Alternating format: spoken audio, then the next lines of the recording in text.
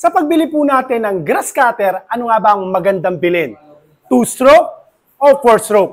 Pag-usapan po natin. Ipakikita ko po sa inyo ang advantage at disadvantage ng 2-stroke at 4-stroke pagdating po sa grass cutter. Unahin po natin ang 4-stroke. Ang 4-stroke po na grass cutter, bukod na po ang lagayan ng oil sa lagayan po ng gasolina. Kaya ang tendency po, hindi po siya mausok. Unlike ng 2-stroke, ang 2-stroke po, hinahaluan po ang kanyang gasolina ng 2T oil. Kaya ang tendency naman po, mausok po siya. Compare po sa 4-stroke. Ang 4-stroke po, mas matipid po siya sa gasolina at ang 4-stroke, mas madali po siyang i-start.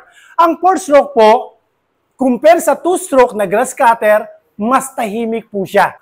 Pero ang 2-stroke naman po, bagamat maingay, mas malakas ng kaunti sa gasolina, pero pagdating naman po sa lakas ng makina, mas malakas po ang 2-stroke. Dahil ang 2-stroke po, 4.2 cc na po siya. Samantalang ang 4-stroke po, 35.8 cc lang po siya.